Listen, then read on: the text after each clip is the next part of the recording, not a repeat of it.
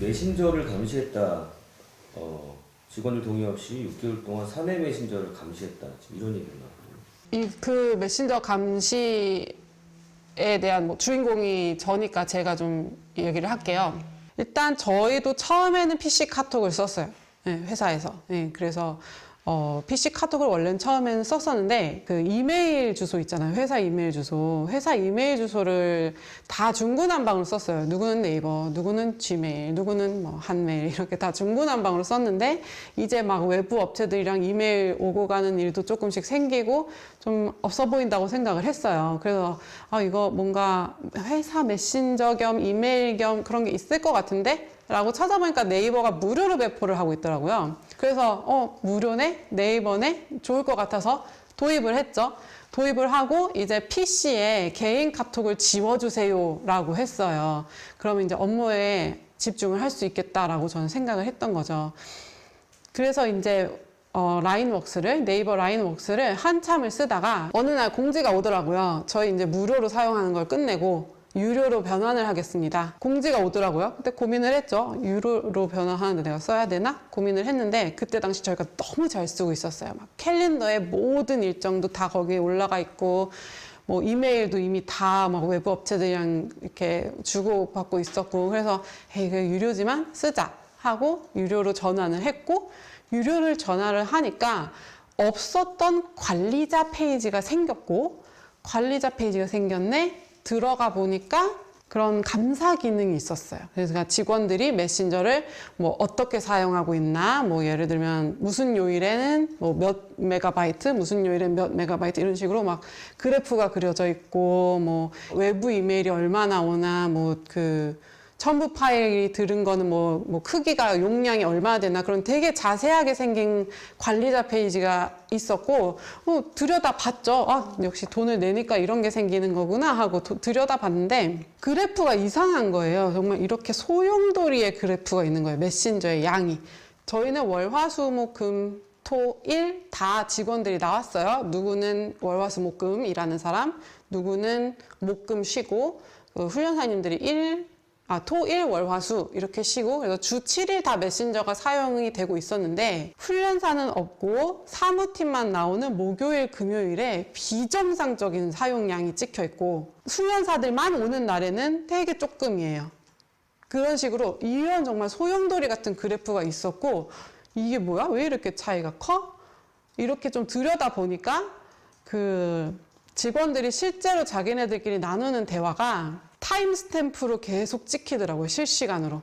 뭐 쇼핑몰 팀이 나누는 대화, 뭐 콘텐츠 팀이 나누는 대화 이런 게 방을 나눠서 볼 수 있는 게 아니고 누가 어떤 방에서 누구랑 무슨 대화를 해도 그게 다 타임스탬프로 이렇게 찍히는 거예요.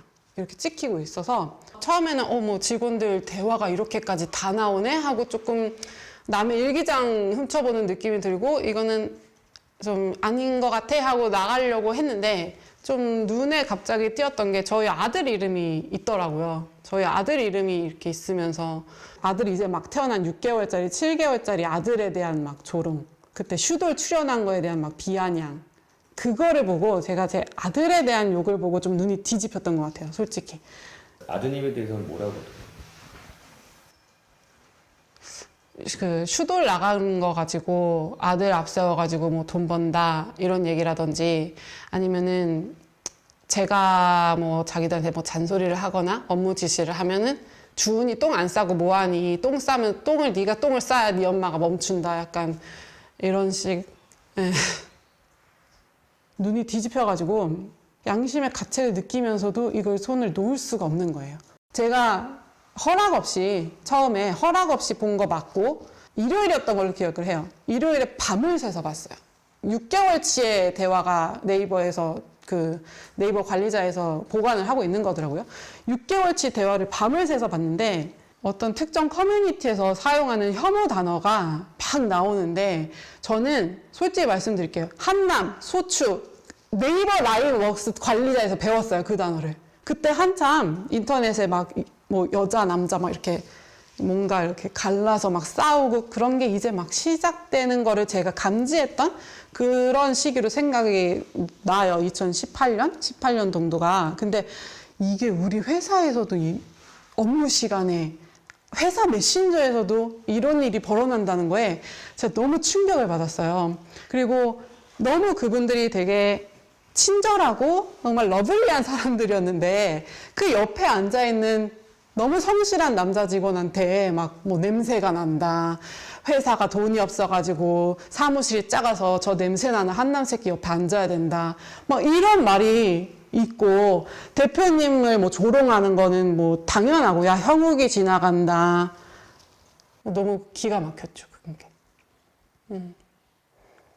그게 전 직원이 그랬나요? 특정 직원이? 특정 직원이 그랬어요. 사실 4명 정도가 있었는데 한 명은 그 전에 유료로 변환되기 전에 그만뒀어요. 그래서 어떻게 보면 책임을 물을 수 있는 사람은 그 당시 3명이 있었어요.